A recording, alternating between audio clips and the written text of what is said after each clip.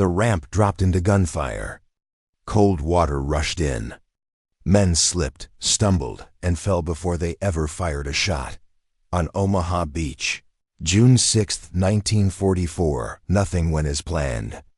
The naval bombardment missed most German defenses. The tanks meant to support the infantry sank in the waves. The first assault companies walked straight into machine gun fire from concrete bunkers placed high above them. Imagine running into that wall of steel. No cover, no room to hide. Just open beach, wet sand, and men dying beside you. Yet the Americans kept moving. Some crawled. Some dragged wounded friends. Some carried only a rifle that was already filled with sand and seawater. They pushed forward because if they failed, the invasion could collapse. Victory in Europe could die right there on that beach. Omaha was not heroic in the Hollywood sense. It was confusion, fear, and brutal sacrifice. But it opened the road to France and the beginning of Germany's end. If you want more stories like this, make sure to subscribe, like, and share. Chapter 1. The soldiers did not see France when they first stepped onto their transports. They saw gray water, low clouds, and the backs of other men hunched against sea wind. Operation Overlord was not yet the largest amphibious assault in history. It was still a plan: numbers, maps, tide charts, currents, artillery schedules, and coded weather reports. But by the night of June 5, 1944, the plan was becoming flesh. The U.S. 1st and 29th Infantry Divisions, attached to the 5th Corps under Major General Leonard Jarrow, were preparing to land on a stretch of coastline that Allied briefing maps called Omaha Beach. The briefing language was Cong. It listed terrain gradients, sand composition, and seawall heights. It showed where amphibious tanks would land in support of infantry. It identified German strongpoints by number and estimated how long it would take air power and naval guns to neutralize them. Everything appeared controlled. Everything looked manageable on paper. But the German preparations made Omaha more than a geographic label. It was one of the strongest defended sectors along the Atlantic Wall. German engineers had worked for years to harden the coast.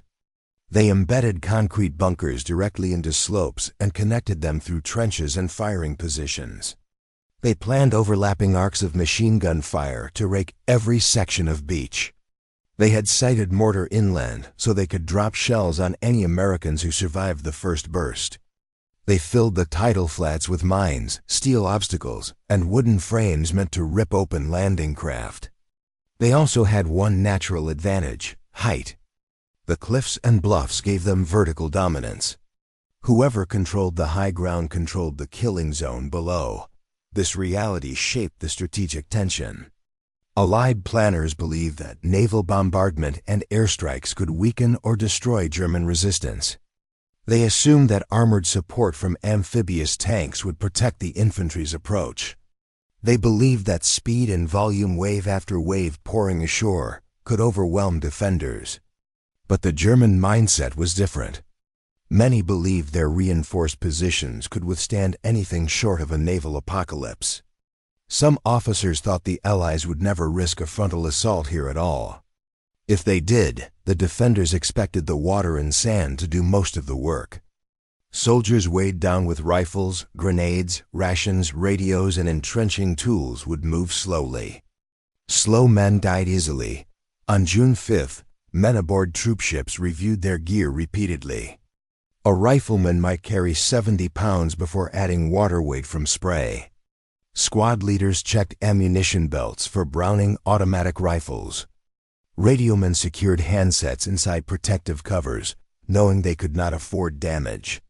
Engineers carried explosive charges for beach obstacles. Medics organized bandages, tourniquets, and morphine. Everything had to be reachable in the dark. The physical strain began even before battle.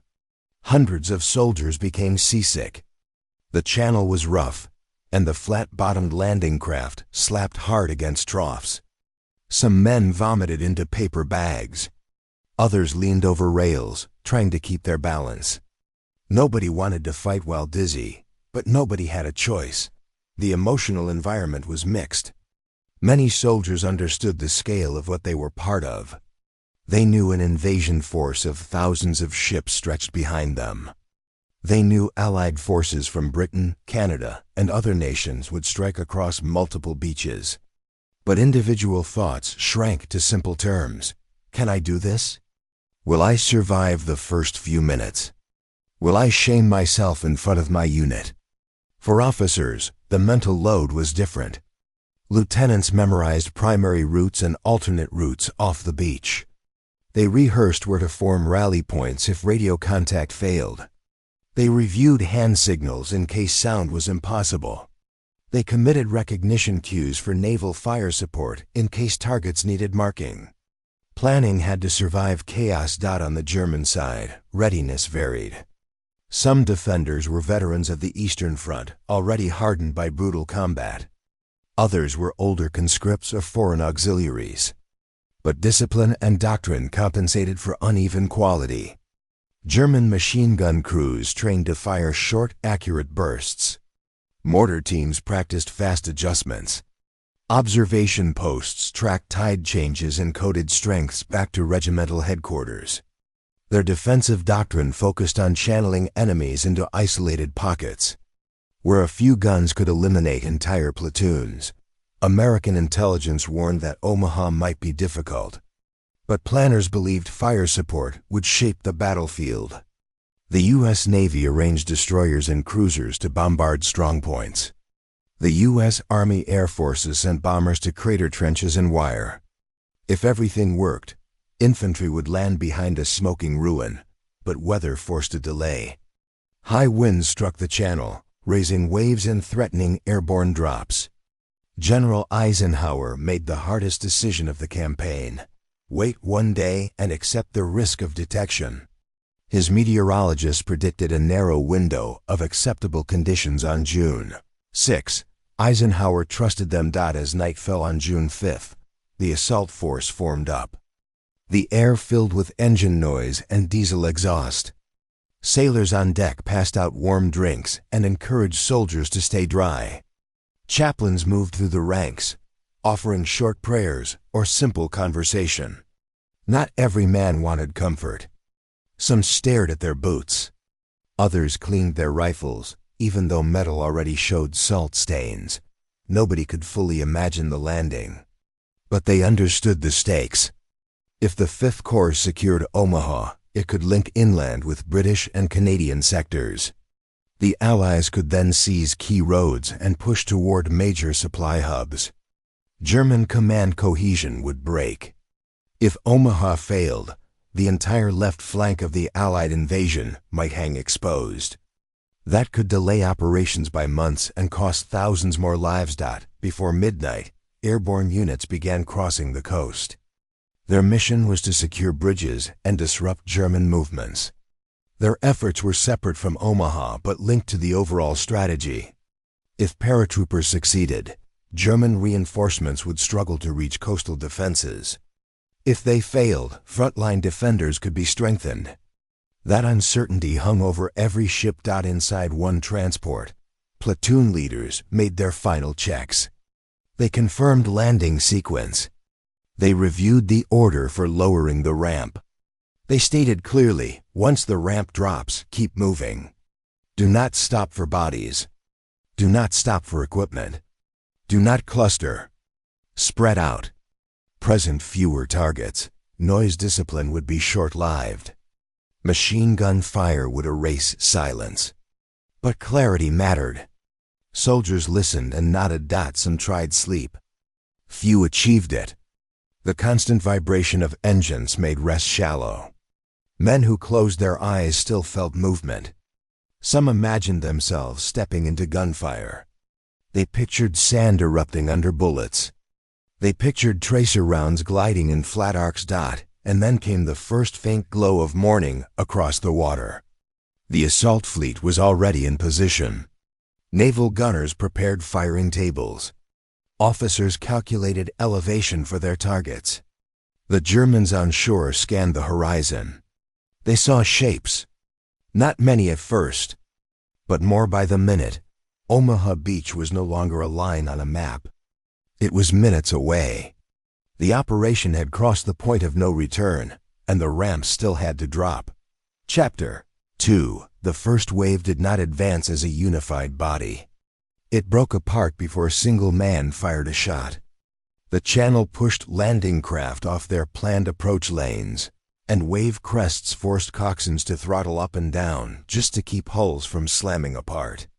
Over the course of a few thousand yards, navigation dissolved into improvisation.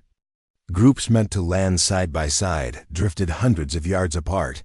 Dog Green, assigned to Company A of the 116th Infantry, faced the worst of it. Their landing path led toward Vierville-sur-Mer, where German defenders had designed an interlocking field of fire so complete that no point on the tidal flat escaped machine gun coverage. Easy Red, farther east, would scatter as well, but some units at least retained officers long enough to respond. Dog Green would lose many leaders before they reached dry sand. Inside the landing craft, soldiers crouched behind steel ramps. Some vomited from motion sickness. Others repeated simple instructions. Do not stop, do not clump, get off the beach. The load on each man remained heavy. Web gear bit into shoulders. Cartridge belts sagged. Rifles gathered spray, threatening jams. A few minutes before Hauer, the naval guns ceased their preparatory barrage. The silence encouraged hope among some soldiers. They assumed the bunkers had been crushed. In reality, most positions were untouched. Bombing runs the night before had overshot targets, dropping explosions inland. Concrete embrasures remained intact. MG-42s waited with barrels oiled dot when the landing craft neared shore. The coxswains gave the command, "Prepare to lower." Men tensed. Some gripped rifles with both hands. Others stared at the thin metal in front of them, imagining what lay beyond. They did not see the German gunners adjusting their sights from elevated platforms. They did not see officers preparing range markers hammered into the sand to assist in target correction. They did not hear the short, calm German commands traveling bunker to bunker. The first ramp dropped. Machine gun bursts met the opening instantly.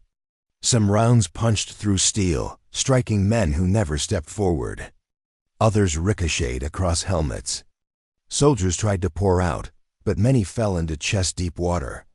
On Dog Green, chaos built fast. Men tried to wade, but 70 pounds of gear dragged them down. Some rifles slipped from hands. Some troops inhaled water in panic and drowned. Those who survived to knee-deep water stumbled toward obstacles planted to block tanks' wooden frames, steel hedgehogs, and mine stakes angled upstream. Any attempt to crouch behind them invited sniper or MG-42 fire. German gunners fired in disciplined bursts, conserving ammunition while sustaining shock effect. The defenders were firing downward, giving gravity and angle in their favor. American bursts in reply came sporadically, often fired from half-submerged rifles. On Dog Green, officers were struck early. Platoon leaders fell trying to signal direction. Squad leaders died while calling for spacing. Without direction, men pushed inward against instinct, forming tight groups in the surf. Tight groups died faster. Easy Red faced similar dangers, but luck and spacing produced pockets of opportunity. Some landing craft hit sandbars farther offshore, forcing men to cover longer distances through water. That increased drowning risk but also scattered formations, reducing target density. A few non-commissioned officers managed to pull survivors behind obstacles and distribute fire sectors. Still, every movement came under pressure. Bullets snapped past ears. Mortar walked forward, bracketing likely points of shelter. The psychological weight hit hard. Men experienced auditory narrowing hearing little beyond the mechanical rhythm of machine guns. Some entered a state of instinctive action, low crawl, find cover, return fire if the weapon still functioned. On Dog Green, the attempt to advance from surf to sand became a fight for individual survival. A private carrying a radio tried to keep his handset above water, only to collapse under fire. A Browning automatic rifleman attempted suppressive bursts, but his sights were soaked, and sand fouled the mechanism. No field manual could prepare men for a firing line. Elevated 40 feet above them, the plan called for amphibious tanks to arrive ahead of the infantry. On Omaha, most tanks launched too far out and sank. Their absence left infantry naked. The naval smokescreens that should have masked approach lanes drifted off target in the wind. With every failed support mechanism, the infantry shouldered greater burden. Some men, pinned near the high water line, attempted to fire upward. They aimed at muzzle flashes in dark slits cut into concrete. The angles worked against them. Grenades lacked reach. Rifle grenades offered some chance, but many launchers were soaked. German gunners, in turn, simply lowered a few degrees and continued, on easy red. Small elements reached the shingle bank, a natural ridge of pebbles providing minimal cover. Crawling behind it, they reorganized. An acting sergeant designated 2 riflemen for suppression and sent a third to check ammunition status. A fourth checked for wounded. This ad hoc structure reflected U.S. infantry doctrine. When officers fell, NCOs filled the vacuum. On Dog Green, such adaptation barely found space to begin. Casualties stacked around obstacles. Medics crawled from man to man, working under direct fire. They applied tourniquets and dragged the wounded toward temporary cover, though movement exposed them again and again. Some medics died kneeling over casualties. Every yard cost energy reserves. Uniforms soaked in seawater chafed skin. Boots filled and sloshed. Many rifles now bore wet sand inside receivers. Clearing stoppages required calm hands, but calm was in short supply. The men tried anyway. Fingers worked through drills. Fire a shot. Tap, pull, try again. Keep moving. Psychologically, each decision balanced despair and obligation. Soldiers saw bodies face down in water. Some recognized friends and could not stop to pull them clear. Training insisted on forward motion. Doctrine emphasized momentum. Stay low, spread out, advance to cover. Those who clung to that framework increased survival odds. On easy red, one group spotted a gully, a shallow depression leading upward. It was not part of the original plan, but plans no longer held value. The sergeant directed 2 volunteers forward. They sprinted in short bursts, using bounding overwatch. One moved, the other covered. Then roles reversed. Each movement was a test of nerve. German gunners tried to fix them in one place, but the depression concealed them partially. That kind of micro-tactical thinking became the dividing line between paralysis and progress. On Dog Green, too few men lived long enough to find alternatives. On Easy Red, enough survived to combine fire toward a bunker aperture, forcing the German gunner to duck long enough for Americans to move a few more yards. Still, Easy Red remained lethal. Mortar rounds dropped behind the shingle ridge. Shrapnel struck men who thought they were safe. A lieutenant trying to restore command stood to wave men forward and fell immediately. His platoon, seeing the loss, experienced the brief psychological vacuum that follows sudden leadership removal. Seconds later, a corporal pointed and shouted directions, pulling the men back into motion. Those brief recoveries mattered. American doctrine relied on decentralization. If one leader fell, another took his role. If radios failed, visual signals replaced them. If units fragmented, any surviving cluster acted independently. That philosophy prevented total collapse on Easy Red. Meanwhile, the emotional center of Dog Green shifted from hope to grim endurance. A few soldiers reached sand and dropped flat. They tried to crawl. Some found temporary shelter behind a steel obstacle. They waited for some change, naval gunfire, smoke, anything. What arrived instead were more bursts from above. As minutes passed, The cumulative effect of immersion, shock, and sustained exposure pushed some toward mental overload. A few froze in place. Others shouted directions that nobody heard. But some individuals still pushed forward, driven by a desire not to die uselessly in the surf. Across the beach, the pattern was clear: scattered clusters of survivors. No longer companies or platoons, but fragments. The German defenders saw disorganization and accelerated fire, confident that a few more minutes would clean the shore. They did not expect American persistence. Easy Red began to change first. The arrival of later waves, plus slow infiltration up natural draws, formed momentum. The beach was still a killing zone, but some men now held ground above the waterline. Dog Green still bled heavily, but even there, isolated survivors would eventually find ways into side gullies. The invasion had not failed. But it was close. Omaha was now a test of whether individual courage and small unit improvisation could compensate for broken plans, and the beach still had to be escaped. Chapter 3. Progress at Omaha did not come from sweeping maneuvers. It came from clusters of men who refused to stay pinned. Once enough soldiers reached the shingle ridge or found shallow cover, they began acting without waiting for orders from higher headquarters. Leadership became a matter of whoever still had breath, awareness, and the will to speak. Doctrine supported this reality. U.S. infantry training stressed that if officers fell, non-commissioned officers took charge. If NCOs fell, any private capable of decision-making pushed forward. On Easy Red, this process started to shape real movement.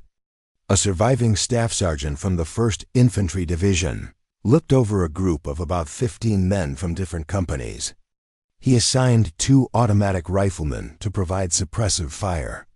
He told one soldier with functional binoculars to identify muzzle flashes from a German strongpoint. He ordered 3 riflemen to prepare grenades. There was no dramatic speech, only clarity. Each man had a task.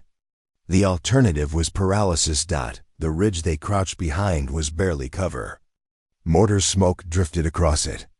Sand spattered into faces. But any break in fire gave breathing space, and breathing space allowed planning. The sergeant instructed the team to fire in short, accurate bursts toward the bunker slit. The goal was not to kill every defender, it was to force them to flinch. A flinch could buy seconds. Seconds could move riflemen closer. Another small element nearby worked through similar logic. A corporal used hand signals to split his survivors into pairs. The plan was simple: bounding overwatch. One pair fired while the other moved 3 to 5 yards at a time. Every movement increased exposure. Every exposure risked a burst of MG-42 fire. But this was how infantry closed distances under hostile observation. On Dog Green, the situation lagged behind. The initial shock had been greater, and survivors were fewer. Men lay scattered behind obstacles, still taking fire from above. An acting private first class crawled toward a soldier who looked frozen. He slapped his shoulder, pointed east toward a lower section of bluff, and started crawling. He did not wait for discussion. The immobilized soldier followed. 2 became 3. They moved slowly, dragging weapons through sand, looking for anything resembling a depression in the ground. Weapons maintenance became a survival skill. Many rifles had taken in seawater and sand. Soldiers cleared stoppages with numb fingers, tap, rack, fire, then repeat. Automatic riflemen wiped bolts and tried to keep their weapons functional. A malfunction under pressure could mean death. The psychological shift was subtle but real. Earlier, men reacted only to threat bullets, explosions, drowning risk. Now some began reacting to opportunity: dead ground, a pause in fire, a weakened gun position. The human brain narrowed focus. Long thoughts about victory gave way to short objectives: reach the next rock, find another shooter, silence one gun. Engineers played a key role. Their mission was to breach obstacles, clear mines, and blow wire. On Easy Red, a small team crawled forward with demolition charges. They worked under fire, planting explosives against timber obstacles. One engineer set a fuse and rolled away, hoping distance would save him. The blast opened a small path. It was not dramatic, but it allowed riflemen to slide through without bunching around a single obstacle. Less bunching meant fewer targets. German defenders noticed the shift. They were trained to prevent infiltration. Their doctrine emphasized maintaining fire superiority, shifting guns to contain threats, and coordinating with mortar. But their observation capability suffered as more Americans blended with terrain. A machine gun positioned for surf coverage lost visibility when attackers crawled past the high water mark. The defenders still fired, but many bursts struck empty sand. Communications remained limited. Radios had failed on many landing craft, and saltwater ruined others. Without radio, Americans used field-expedient methods. A soldier would shout target information. Another would pass it to the next cluster.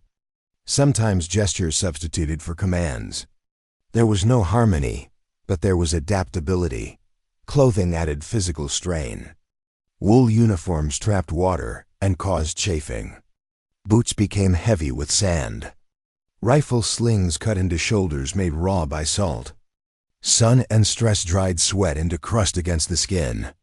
Yet movement continued because standing still meant death, one of the most important tactical methods. Emerging on Easy Red was use of natural draws erosions in the bluff that provided partial concealment. Planners had identified some draws in advance, but drifted landings made original paths useless. Now sergeants identified new avenues. A shallow ravine offered 10 feet of protection. If attackers crawled inside it, even shallow dirt walls could break line of sight for German gunners. One group reached such a ravine. The leader, a corporal, divided roles. 2 men watched the lip for grenades. One prepared rifle grenades. Another checked ammunition distribution. They advanced by crawling, dragging gear. Weapons banged against rocks. Skin scraped dirt. No one stood.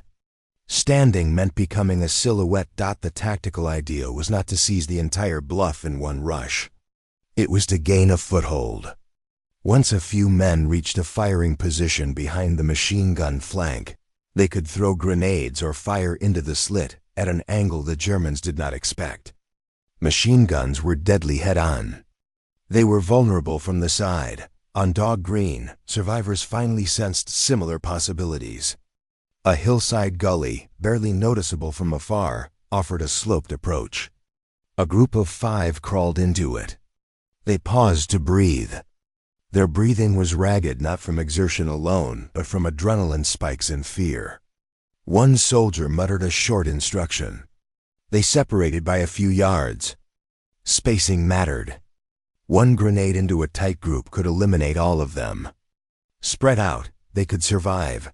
Mortars still haunted the beach. German spotters tried to adjust fire. Rounds landed short one moment, long the next. Shrapnel sliced open sandbags and flesh. But each minute made spotting harder. Americans no longer formed clean clusters. They hid in dips, behind shell craters, at the base of bluffs. As more units reached relative cover, they applied doctrinal fire and movement. One element suppressed, another advanced.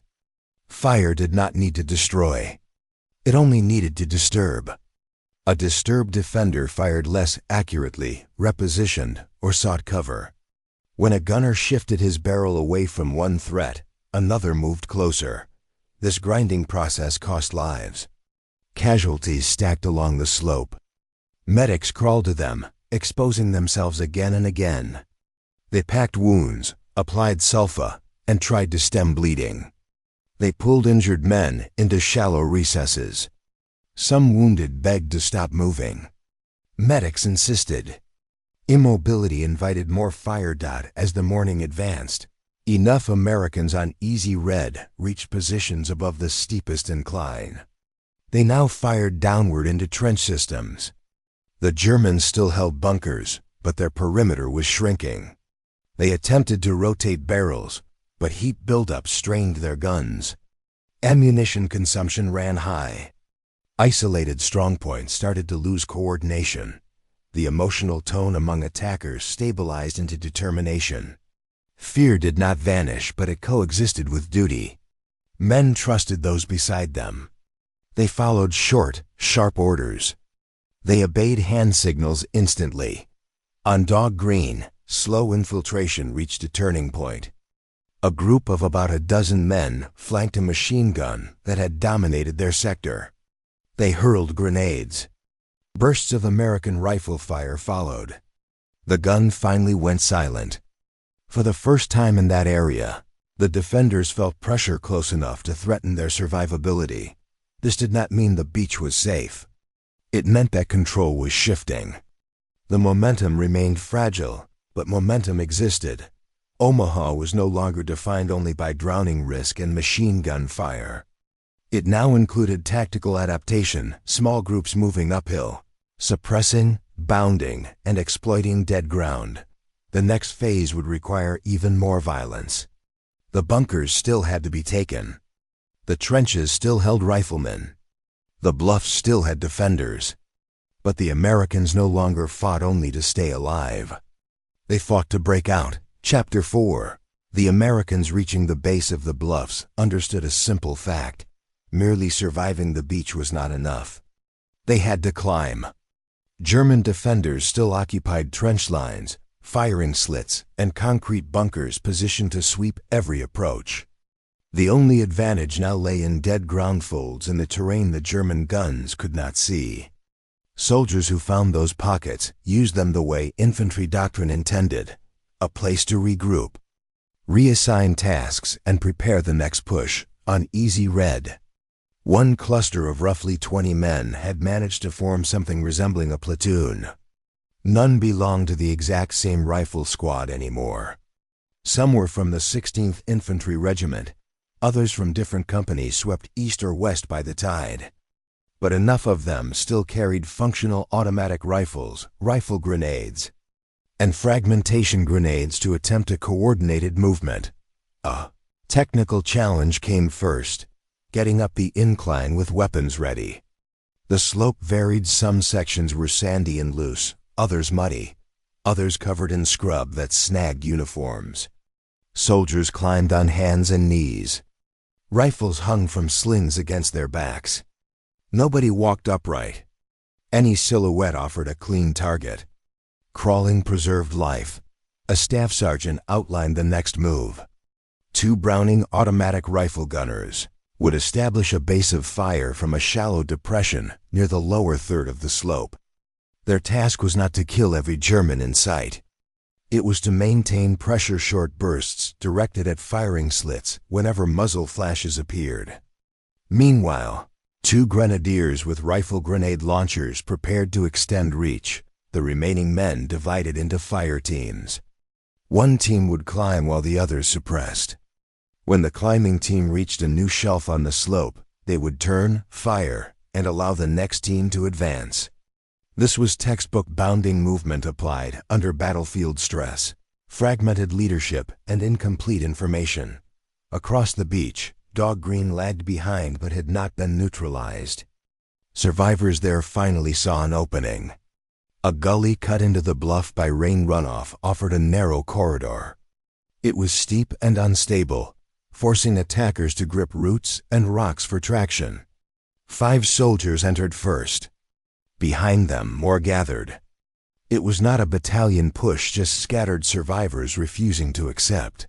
Beach-level annihilation. German defenders understood the threat. Their machine guns had dominated the beach, but now needed to depress barrels and redirect fields of fire toward men climbing toward their flanks. Some gunners transitioned effectively, shifting bursts downslope. Others struggled. Bunkers built for frontal coverage offered poor angles for targets hugging terrain. Nonetheless, the defense was stubborn. German infantry occupied trenches behind bunkers, creating a secondary perimeter. They carried carabiner 98K rifles, grenades, and occasionally MP-40 submachine guns. Their doctrine prioritized containing local penetrations. If Americans climbed, the defenders intended to force them back with grenade volleys and flanking rifle fire. On Easy Red, the first American assault group reached the lip of a trench. A corporal peeked over, spotted 2 German riflemen, and signaled silently. His men prepared grenades. Timing mattered. One grenade thrown too early wasted explosives and warned defenders. One thrown too late allowed the Germans to fire point blank. The corporal held up 3 fingers, lowered them one by one, and the grenades arced. The explosions tore into the trench. The Americans rushed the gap. Up close, combat lost the distant rhythm of machine gun cadence. It became short movements, rapid firing, physical grappling. A rifle jam forced a soldier to draw his sidearm. Another used the buttstock of his rifle as a blunt weapon.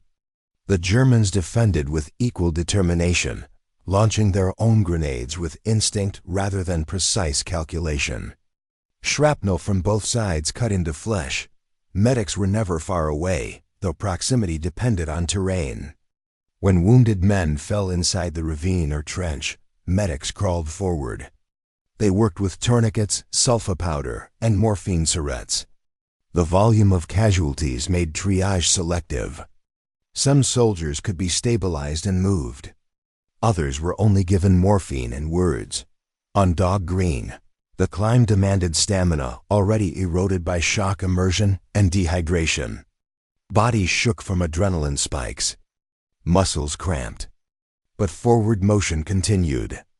A small group reached the top of their gully and found a lateral trench.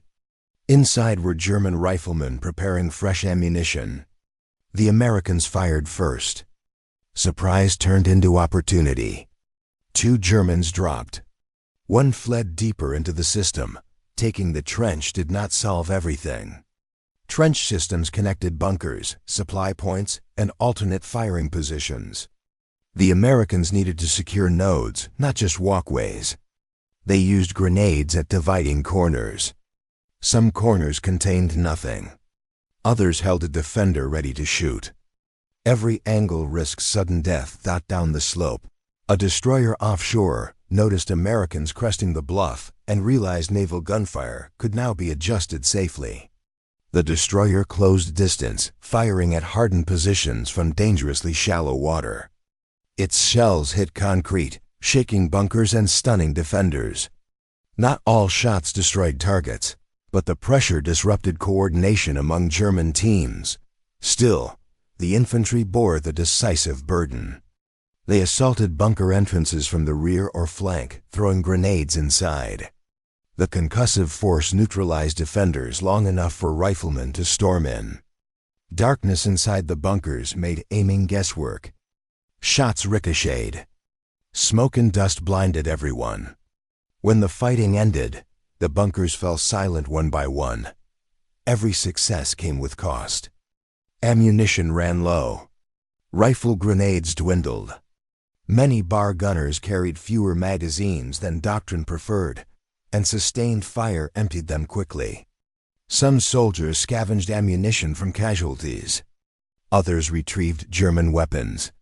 The MP-40, with its high rate of fire in close quarters, became useful in confined trenches. The emotional environment shifted toward grim calculation. Soldiers no longer spoke about winning the invasion. They discussed sectors, blind spots, and magazine counts. Leadership emerged from competence. The man who knew how to clear a stoppage, throw a grenade accurately, or judge when to sprint became the center of gravity. German resistance stiffened near fortified nodes. Some defenders remained convinced they could hold until reinforcements arrived. They repeated the principles drilled into them: maintain fire superiority, deny terrain, counterattack in local pockets. But these principles required communication. Communication had begun breaking down. Field phones ran silent. Runners risked being shot crossing exposed ground. Bunkers fell without informing neighboring positions. 1. Easy Red Group overran a position that had dominated the high water line earlier. As they entered the bunker's rear entrance, they found spent casings piled knee-high. The machine gunners inside had expended enormous ammunition attempting to stop the landing. Their barrels were blistered from heat. Fatigue had set in. They fought until grenades forced their surrender or death. Breaking the perimeter did not eliminate German presence. The bluff still held pockets of riflemen firing from brush or sunken pits. Americans now had to conduct short-range assaults: fire, move, flank, clear. These actions required discipline. Nobody rushed blindly. Fire teams paused to identify targets. Shooters maintained spacing to avoid bunching. Grenades remained the primary tool for close threats. On Dog Green, momentum accelerated once a single strongpoint collapsed. The psychological effect was immediate. Men who had been pressed flat for an hour finally stood to move. They followed the path cleared by the initial assault group, expanding the wedge. Germans in the vicinity hesitated, unsure whether they faced dozens or hundreds.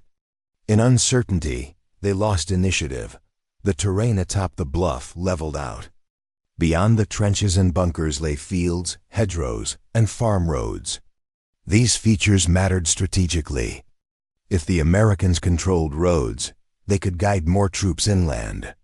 If they held hedgerows, they could establish defensive perimeters. But the immediate requirement remained simple: finish the close fight. Every German rifle that went silent increased survivability for the next American moving up. Every secured firing position allowed observation. Observation allowed marking targets for naval fire. Naval fire weakened remaining bunkers. The cycle reinforced itself. Medics established primitive casualty collection points behind the crest. Wounded men were dragged, carried, or pushed to these spots. Some writhed from shrapnel wounds. Others lay quiet, conserving energy.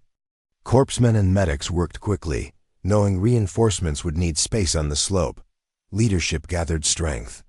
Officers who survived linked scattered pockets of soldiers. They relayed information where mines might still lie, where enemy fire persisted, where ammunition could be found. Small unit cohesion returned. What landed as fragments began to resemble structured elements again. By late morning, the German forward defensive line along Easy Red had fractured. On Dog Green, defenders holding out near Vierville began withdrawing in small groups, knowing that staying risked encirclement. They moved through communication trenches toward the rear. Some tossed grenades to delay pursuit. Others simply ran. The Americans did not chase recklessly. They secured positions, checked corners, and confirmed fields of fire. Their orders were clear: establish the high ground. Ensure no counterattack could drive them back into the water. Omaha was not safe. But for the first time all morning, the Americans controlled something that mattered: elevation. The killing zone now pointed in the opposite direction. Chapter 5: Securing the Bluffs did not end the danger. It only changed the geometry of the battlefield. The first assault waves had bled to reach high ground, but the German defense network extended inland fields, hedgerows, orchards, and narrow roads leading towards small farming villages. The American priority now shifted from mere survival to consolidation. Hold the elevation. Identify remaining pockets of resistance, and prepare routes for reinforcements landing below. Offshore, naval officers studied binocular sights and spotted clusters of Americans moving just behind the ridgeline. This confirmed what destroyer crews needed to see: they could risk more aggressive fire support. Several destroyers pushed closer to the beach, sometimes in dangerously shallow water. Their gunners aimed at surviving bunkers and stubborn machine gun nests that still held arcs over sections of Easy Red and Dog Green. The naval shells did what small arms could not do: quickly shake concrete, crush embrasures, and force surviving defenders to abandon fixed positions. Onshore, American infantry began marking captured positions so that later waves could identify safe approach lanes. Engineers pushed forward from the beach, clearing mines along emerging footpaths. Their tools were simple probes, wire cutters, and controlled detonations. Each cleared lane meant one more route for medics, ammunition carriers, and company-level reinforcements. Casualty management became a critical task. At designated collection points behind the bluff, medics attempted system under chaos. They used morphine syrettes, sulfa powder, bandages, and plasma where possible. Some soldiers were stabilized enough to be moved downward toward evacuation craft. Others could only be made comfortable. The emotional impact was heavy, but medics worked without pause. They understood that saving the ones who could still fight strengthened the overall force. For the soldiers, who remained mobile, the next objective involved eliminating isolated pockets of resistance. German doctrine advised fighting withdrawals to secondary lines if overwhelmed. Some defenders on Omaha executed that doctrine efficiently. They fell back through trenches, reorganized behind hedgerows, and prepared rifle positions covering likely American advance routes. These second-line positions were not as hardened as the bunkers on the bluff, but they still controlled key terrain, farm tracks, crossroads, and small stone structures that doubled as field strongpoints. American platoons, no longer pure in composition, pushed inland cautiously. They observed fields, identified possible MG positions, and considered the geometry of cover. The hedgerows of Normandy created natural defensive barriers, sometimes shoulder-high earthen embankments topped with hedge growth. These features forced an infantryman to consider flanking rather than rushing forward. In several spots along Easy Red, American patrols encountered German rifle fire from behind such hedgerows. Doctrine came into play immediately. One fire team established a base of fire, keeping German heads down. Another element maneuvered along the hedge, searching for a seam or a gap that allowed enfilade fire. Grenades again became important. When a gap offered an angle, the Americans tossed grenades, followed by rifle bursts. These engagements were short, violent, and fragmented. But each one reduced German capability. Once a hedgerow position fell silent, the Americans advanced to the next. Meanwhile, the beach below transformed from a killing zone into a logistical artery. Fresh waves of infantry arrived, no longer bunched in surf. With the high ground pulled partially out of enemy hands, the landing force reorganized quickly. Officers and NCOs directed newcomers to ammunition caches, casualty transport duties, and emerging lanes inland. Communications began to stabilize. Radiomen dried their equipment, checked frequencies, and attempted to re-establish contact with naval support and neighboring units. Vehicles began appearing. Engineers widened breaches through sapling-filled draws, making space for jeeps and supply trailers. The wreckage of amphibious tanks scattered offshore meant armored support still lagged, but improvised vehicle corridors would matter in hours rather than minutes. What counted most now was momentum. A stalled beachhead invited counterattack. A moving one threatened German cohesion. The defenders faced a deteriorating situation. Their localized discipline remained strong, but their command picture faded. Field telephones had been destroyed early in the bombardment. Runners risked exposure. Signals lost clarity. In some strong points, soldiers surrendered once they realized Americans controlled both flanks. In others, they attempted breakouts toward the rear. Still others fought to the last grenade. For the Americans, the psychological tone shifted from terror to exhaustion. Soldiers were not jubilant. They were drained. Their arms shook from adrenaline withdrawal. Their legs felt heavy from salt-soaked boots. But they understood what their forward movement meant. The beachhead could now link with neighboring sectors. That linkage occurred gradually. Patrols from Easy Red drifted east and west, establishing contact with forces that had landed on adjacent sections.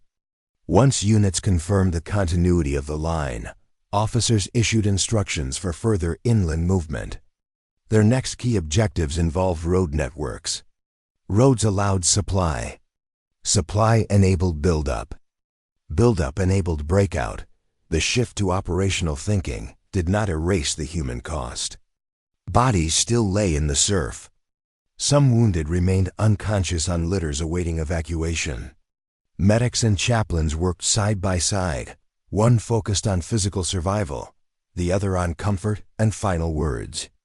The men who had stormed the water's edge hours earlier now looked across fields they had yet to seize, knowing that other days of combat lay ahead. Omaha was only the entry point. From a strategic perspective, the transformation was decisive. The Germans had built the Atlantic Wall to deny access. They had favored static defense, hardened positions, and overlapping fire. That system worked best when attackers remained exposed. But once attackers broke into the interior, the defense lost its anchor. The Americans now possessed depth concealment behind hedgerows, firing angles from captured trenches, and potential observation posts by afternoon. Senior American commanders received enough field reports to confirm that Omaha Beach would not collapse. Messages passed along, high ground secured, positions consolidated, enemy resistance scattered. These updates allowed commanders to signal to rear echelons that reinforcements could continue landing. The amphibious operation no longer represented gambled disaster. It represented a foothold. Linkage with British and Canadian forces was the next operational milestone. If sectors tied together, the Allies could form a continuous front stretching across Normandy. That front would absorb counterattacks, distribute supply, and set the stage for a breakout operation. Omaha's bloodshed purchased that possibility. Without Omaha, the left flank of the invasion might have hung exposed, vulnerable to armored thrust. Looking back across what had been the killing zone, soldiers experienced mixed reactions. Some felt relief. Others felt numb. A few stared at the surf, thinking only of lost friends. Combat psychology rarely delivered clean emotion. The brain protected itself by narrowing attention first to survival, then to mission, then simply to movement. Only after movement stopped would meaning settle in. As night approached, the beachhead took on a new atmosphere. Rows of landing craft continued to deliver supplies.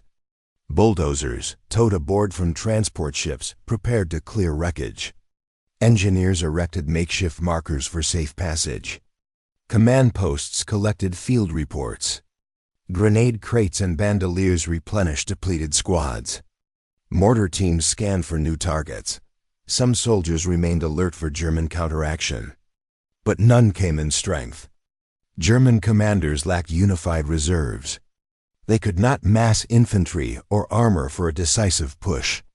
The window for throwing the Americans back into the water had closed. By holding Omaha, the U.S. infantry created space for armor, artillery, and logistics to pour into France.